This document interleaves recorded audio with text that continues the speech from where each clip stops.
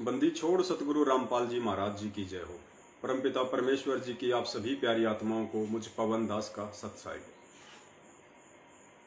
पुण्यात्माओं, दया परमपिता परमेश्वर सतगुरु रामपाल जी महाराज जी की, जिन्होंने एक बार फिर से आप और हम सभी सत्सेवकों को लाइव साध संगति के माध्यम से एक दूसरे के साथ रूबरू होने के लिए समय दिया। हम बार बार परमपिता परमेश्वर का कोटि कोटि दंडवत धन्यवाद करते हैं, हम उनको प्रणाम करते हैं। और पुण्यात्माओं, जैसा कि आप सभी को पता है, आज का हमारा जो विषय है वो बहुत ही महत्वपूर्ण है। परमपिता परमेश्वर सतगुरु रामपाल जी महाराज जी की विशेष दया से आज का हमारा लाइव साध संगति का सब्जेक्ट ज्योति हवन के ऊपर है। बहुत ही महत्वपूर्ण विषय है। किसी कारण से यदि लाइव डिस्कनेक्ट हो जाए तो वापस जुड़ने का प्रयास करना, दास वापस जुड़ेगा। और लाइव प्रोग्राम को आगे देखने से पहले आप जी से हर बार की तरह हाथ जोड़ के प्रार्थना है, ज़्यादा से ज़्यादा हमारे भाई बहनों तक ये संदेशा जाए जो परम पूज्य सतगुरु रामपाल जी महाराज जी आज हम सत्सेवकों के माध्यम से भिजवाना चाहते हैं। इसके लिए आप जी सबसे पहले इस लाइव वीडियो का लिंक हर जगह शेयर कर दीजिए। जितने भी आपके फेसबुक के ग्रुप हैं, व्हाट्सएप के ग्रुप हैं, जहाँ जहाँ आप जी की पहुँच है सोशल मीडिया पे, आप जी सभी को शेयर कर दीजिए। और उसके बाद में आज के विषय को आपने बहुत ही ध्यानपूर्वक सुनना है। निष्पक्ष होकर आप जी ने आज के विषय को सुनना है, क्योंकि आज का विषय बहुत ही महत्वपूर्ण है। ज्योति हवन के ऊपर, उस ज्योति हवन के ऊपर जिस ज्योति हवन की राशि सन 2014 बरवाला कांड तक मात्र 500 रुपए हुआ करती थी, क्योंकि ज्योति हवन के अंदर 1 किलो घी सवा किया जाता है। 1 किलो घी की ज्योति भगत के नाम पे जलाई जाती है। इसलिए परमपिता परमेश्वर सतगुरु रामपाल जी महाराज जी ने मात्र 500 रुपए ही ज्योति हवन की राशि निर्धारित की हुई थी सन 2014 तक सतलोक आश्रम बरवाला में, क्योंकि लगभग 400 से 450 के आसपास उस समय देसी घी आया करता था, जो हम डेयरी वगैरह से खरीदते हैं 1 किलो। और जो 30-40 से 50 रुपए ऊपर के जो बचते थे वो ज्योति से संबंधित ही सेवाओं में लगा दिए जाते थे।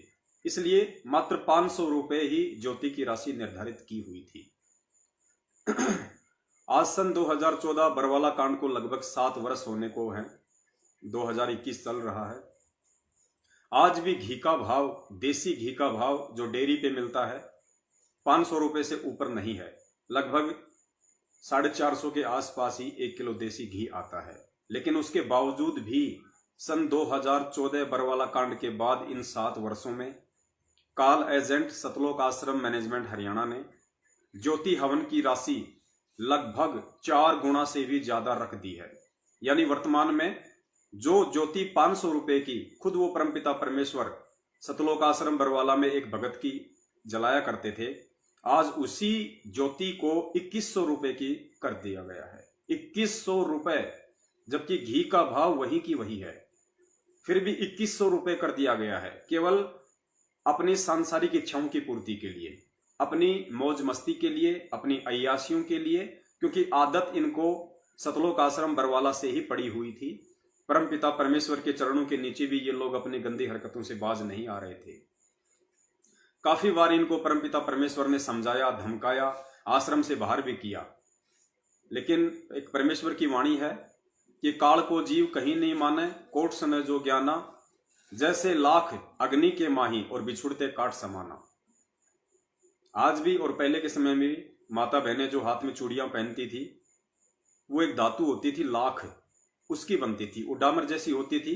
उसको जैसे हम लोग आग में रखते हैं या आग के पास लेके, जब वो चूड़ी बनाने वाला जो मणियार होता था वो लेके जाता था तो वो पिघलने लग जाता था, और जैसे उसको आग से दूर किया वो बिल्कुल पत्थर की तरह कठोर हो जाता था। तो इसलिए परमात्मा ने ये वाणी कही है उन काल प्रेरित लोगों के लिए जो सतगुरु के पास रहते हैं। तब तक तो बड़े भगत दिखाई देते हैं, बड़े शालीन दिखाई देते हैं, लेकिन जैसे ही कुछ समय के लिए उस परमपिता परमेश्वर से दूर होते हैं, अपने गुरु की नजरों से दूर होते हैं, या फिर शारीरिक रूप से जब वो गुरु से दूर हो जाते हैं, तो अपना वास्तविक जो उनका स्वभाव है, जो काल प्रेरित है, उसको वो जग जाहिर कर देते हैं। इसलिए परमेश्वर कहते हैं कि काल का जीव कहीं नहीं माने, कोट सुने जो ज्ञाना, यानी जो काल प्रेरित आत्मा होगी, जो काल का भेजा हुआ एजेंट होगा, वो सतगुरु के ज्ञान को कहीं नहीं मानेगा, उस पर बिल्कुल भी असर नहीं होगा उस ज्ञान का, चाहे वो कितने ही वर्ष तक गुरु की जो है मतलब शरण में रहे या वो सतगुरु का ज्ञान सुनता रहे। काल का जीव कहीं नहीं माने, कोट सुने जो ज्ञाना, और जैसे लाख अग्नि के माही और बिछुड़ते काट समाना, बिल्कुल टाइट हो जाता है अग्नि से दूर होते ही। तो ये अपनी जो गंदी हरकतें हैं सतलोक आश्रम मैनेजमेंट हरियाणा वालों की, जिनमें परमपिता परमेश्वर सतगुरु रामपाल जी महाराज जी का पूरा परिवार भी शामिल है, उनके बेटे बेटियां भाई बंधु रिश्तेदार सब लोग शामिल हैं, और जितने भी स्टेट कोऑर्डिनेटर हैं वो भी उस समय इन्हीं का अनुसरण अधिक किया करते थे, ना कि परमपिता परमेश्वर सतगुरु रामपाल जी महाराज जी और उनके सत ज्ञान का। और यही कारण था कि जिस व्यक्ति ने सतलोक आश्रम बरवाला में, जो एक छोटा आश्रम था पहले दौलतपुरा रोड पे, एक बलजीत नाम का व्यक्ति था जिसने 2005 में उस आश्रम को दान किया था, उसका जो लड़का था जिसका नाम था अनिल लहरी, अनिल लहरी को सतलोक आश्रम बरवाला में मुख्य सेवादारों ने, क्योंकि उसकी अंदर तक उसकी पहुंच थी, भाई जिसके बाप ने छोटा आश्रम गुरुजी को दान कर रखा हो सत्संग के लिए, उसके परिवार को कौन रोक दे आने जाने से, क्योंकि आश्रम में तो पूरी तरह से परमपिता परमेश्वर के ज्ञान विरुद्ध भाई भतीजावाद जन्म ले चुका था। आम व्यक्ति आम भगत की वहां पे कोई पहुंच नहीं थी, उनको किसी भी प्रकार की कोई इज्जत कोई तवज्जो नहीं दी जाती थी, उन्हें केवल भेड़ बकरियां ही समझा जाता था। तो जो बलजीत लहरी का लड़का था अनिल लहरी, वो बचपन से ही परमपिता परमेश्वर की, अब जैसे माता पिता अगर भक्ति करेंगे तो बच्चा भी लग ही जाता है, लेकिन ये नहीं कहा जा सकता कि उस बच्चे को भी उतना ही ज्ञान होगा या फिर वैसा ही ज्ञान हो जाएगा जैसा ज्ञान वो परमपिता परमेश्वर उसको देना चाहता है। तो बच्चे थे, माता पिता के साथ साथ भक्ति से जुड़ गए, लेकिन ज्ञान को आधार ना माता पिता ने बनाया तो बच्चों ने तो बनाना ही कहाँ था। एक छोटी सी 8 इंची की बंदूक लेके यहाँ पे लगा के रखता था, ये मान बड़ाई और अहंकार का प्रतीक होता है। वो लड़का अनिल लहरी भक्तों के द्वारा जो ज्योति पाठ और दान सतलोक आश्रम बरवाला में दिया जाता था उसमें बहुत ज्यादा हेरा फेरी किया करता था, और वो अकेला नहीं बहुत सारे लोग किया करते थे, लेकिन ओपन वो हो गया। 2 से 3 बार सतलोक आश्रम बरवाला के मुख्य गेट सेवादारों ने आश्रम से चोरी करके ले जाते हुए उसको पकड़ा और उसको परमपिता परमेश्वर सतगुरु रामपाल जी महाराज जी के सामने पेश किया कि गुरुदेव, ये जो अनिल लहरी है ये चोरियां करता है, और देखिए अभी इसकी जेब से हमने इतने पैसे बरामद किए हैं। परमेश्वर ने धमकाया, समझाया। काफी बार जब ये हो गया तो अनिल लहरी का जो पिता है बलजीत लहरी, वो परमपिता परमेश्वर सतगुरु रामपाल जी महाराज जी के पास में 2-4 लाख रुपए लेके गया और गुरुदेव को दिए। तो गुरुदेव ने कहा कि बेटा ये किस लिए, मालिक तो अंतर्यामी थे। तो उसने कहा कि जी वो लड़के ने थोड़ा हेरा फेरी सी की हुई है। तो परमपिता परमेश्वर ने कहा कि बेटा इन पैसों को अपनी जेब में रख, 2-4 लाख क्या दिखा रहा है, तेरे से तो कई लाख का हिसाब लेना है। यानी गुरुदेव के कहने का मतलब ये था कि आश्रम से खाली 2-4 लाख ही नहीं, करोड़ों रुपये लोगों ने अपने ऐसो आराम में चुराए हैं, बर्बाद किए हैं। तो पुण्यात्मा, जाहिर सी बात है, जब परमपिता परमेश्वर सतगुरु रामपाल जी महाराज जी के आंखों के नीचे जब ऐसे कुकर्म वहां पे होने शुरू हो गए थे, तो भक्तों को वो लाभ कहाँ मिलने थे जो लाभ उस परमपिता परमेश्वर के भक्ति विधान में, उनके संविधान में थे। बहुत सारी वहां पे त्रुटियां होने लगी थी, माता बहनों पे भी मुख्य सेवादारों के द्वारा कुदृष्टि डाली जाने लगी थी, आश्रम में भी कुकर्म शुरू हो चुके थे। क्योंकि दास बार बार कहता है कि इस परमेश्वर को समझना बच्चों का खेल नहीं है, इस परमेश्वर को समझना, इस सतगुरु को समझना, इनकी भक्ति को समझना, ये अपने पिछले जन्म के संस्कारों का खेल है। कोई ये सोचे कि मैं वर्तमान में गुरुदेव के बहुत नजदीक रहा हूं, मैं काफी वर्षों से उनकी सेवा में रहा हूं, ये व्यक्ति तो गुरुदेव का बेटा है, बेटी है, भाई बंधु है, रिश्तेदार है, जवाई है, रिश्ते नातों से ये ज्ञान और भक्ति मार्ग समझ में नहीं आता है। ये भक्ति मार्ग तो युगों युगों के जो उस परमपिता परमेश्वर के भक्ति के पहलवान होते हैं वही समझ पाते हैं। और परमेश्वर ने अपनी वाणी में भी कहा है कि साधु सेती मस्करी, चोरा नाल खुशाल, मल अखाड़ा जीतेंगे ये युगन युगन के माल। फिर परमात्मा ने धर्मदास जी, मीराबाई, नानक जी, मलुकदास जी, गीसा जी, इन सब का एग्जाम्पल भी दिया कि ये युगन युगन के माल थे, और पुण्यात्माओं आपने भी ऐसा ही बनना है। तो पुण्यात्माओं, इन सब बातों के मद्देनजर परमपिता परमेश्वर सतगुरु रामपाल जी महाराज जी ने अपने इस 2 कौड़ी के अदने से पवन दास को एक प्रेरणा की। काफी समय से परमात्मा अपनी प्रेरणा से दास को चला रहे हैं और वर्तमान का जो आदेश है सतगुरुदेव जी की अनुपस्थिति में, वो आदेश केवल ये प्रेरणा ही है। क्योंकि जब हम नित्य नियम पढ़ेंगे और नित्य नियम के अंत में एक वाणी आती है कि एक वाणी है परमपिता परमेश्वर जी की, नित्य नियम के एंड में आती है कि शब्द निवास आकाशवाणी यो सतगुरु का रूप है। शब्द निवास आकाशवाणी यो सतगुरु का रूप है। जब आप इसका सरलार्थ पढ़ेंगे यथार्थ भक्ति बोध के अंदर, तो इसमें गुरुदेव ने स्पष्ट रूप से समझा रखा है कि भगत के अंतःकरण में, एक मर्यादित भगत के अंतःकरण में सतगुरु को परमेश्वर के रूप में जान चुका, मान चुका, देख चुका एक भगत के अंतःकरण में जो भक्ति की गुप्त प्रेरणा होती है, वो सतगुरु का सन्मुख आदेश ही समझना चाहिए।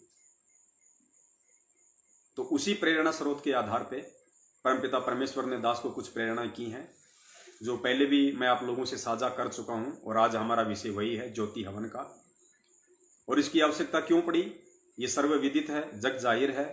क्योंकि आजकल महामारियों का दौर है, संकटों का दौर है, ये कलयुग है।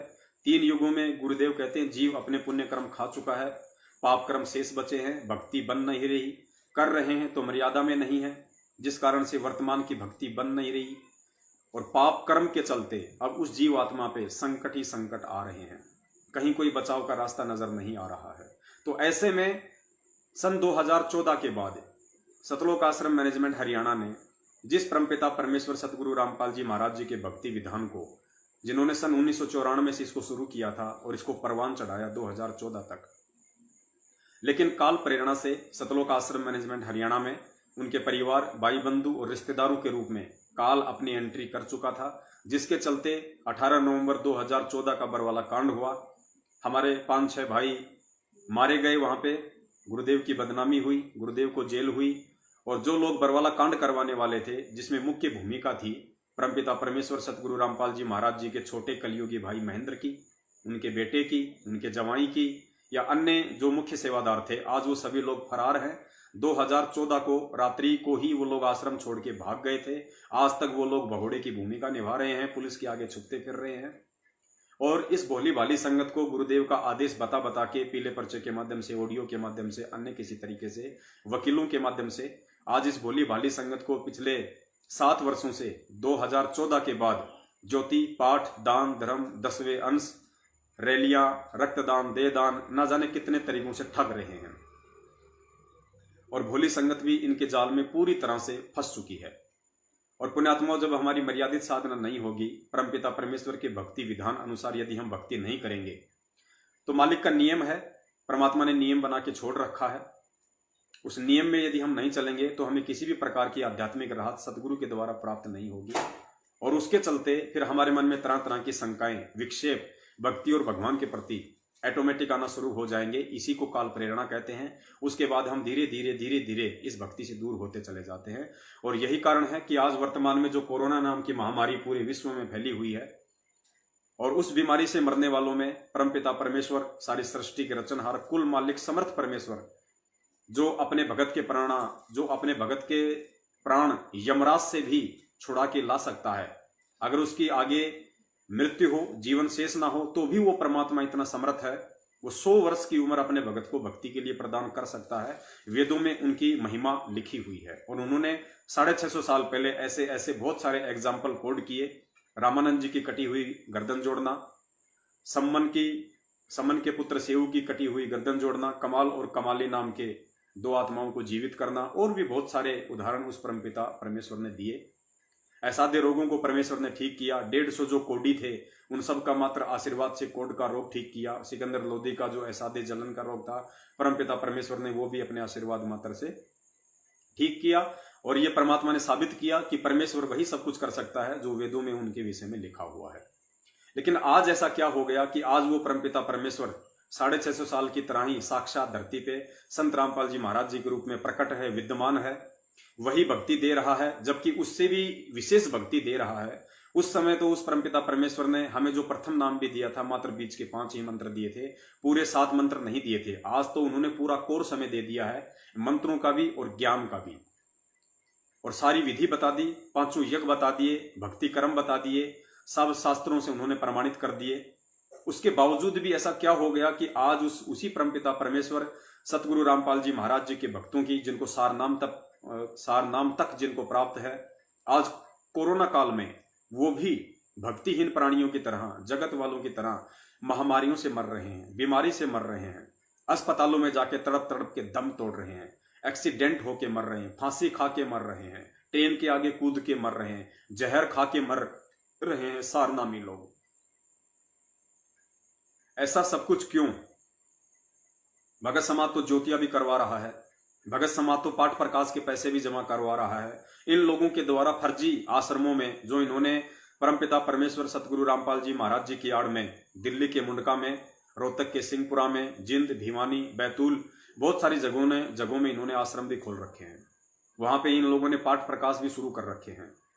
तो भगत समाज पाठ प्रकाश के पैसे जमा करवा रहा है, ये कुपात्र लोग पाठ प्रकाश भी शुरू कर चुके हैं। भगत समाज ज्योति हवन के पैसे इनको 2100 रुपए के रूप में दान कर रहा है, इनके नाम की ज्योतियां भी जलाई जा रही हैं। 10वें अंश का पैसा भी भगत समाज इनको पात्रों को दे रहा है, दान का पैसा भी इनको दे रहा है। जैसा ये लोग एक उंगली पे ज्ञान विरुद्ध नाच भगत आत्माओं को नचा रहे हैं, वो बेचारे नाच भी रहे हैं। उसके बावजूद भी उन सभी आत्माओं को परमपिता परमेश्वर सतगुरु रामपाल जी महाराज जी की तरफ से किसी भी प्रकार का आध्यात्मिक लाभ क्यों नहीं मिल रहा है? क्यों बीमारियों से उनकी मौत हो रही है? जबकि सतगुरु रामपाल जी महाराज जी ने तो स्पष्ट चैलेंज देके कहा हुआ है कि जो मेरी भक्ति करेगा, जो कबीर परमेश्वर की भक्ति करेगा, उस आत्मा की बीमारी से मौत नहीं हो सकती। स्पष्ट तौर पे गुरुदेव ने हजरत मोहम्मद जी, जो कि मुस्लिम धर्म के अंतिम पैगंबर माने जाते हैं, उनका उदाहरण देकर बताया कि 63 साल की उम्र में हजरत मोहम्मद साहब का किस प्रकार से एक बीमारी के चलते तड़प तड़प के उनकी मौत हुई। फिर गुरुजी ने बताया कि इनके पास में सत भक्ति नहीं थी, ये अल्लाहु अकबर की भक्ति नहीं कर रहे थे, ये शैतान की इबादत कर रहे थे।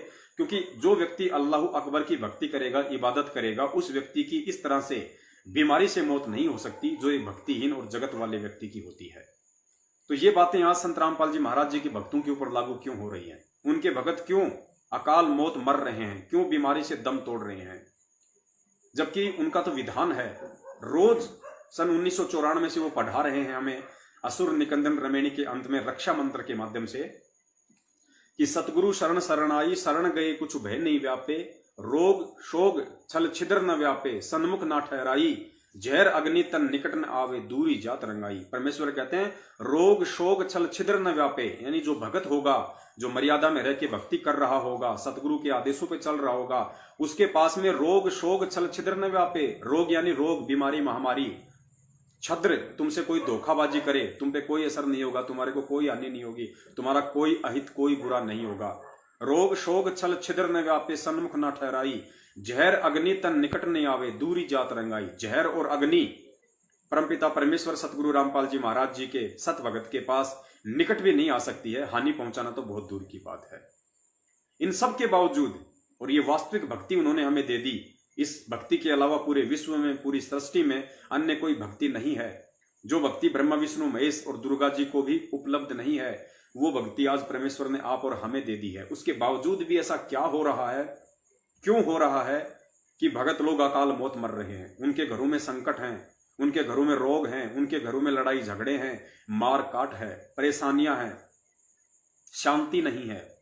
पुण्यात्माओं, उसका केवल एक ही रीजन है, और उसी रीजन के ऊपर आज उस परमपिता परमेश्वर की प्रेरणा से आप और हम लाइव आए हैं।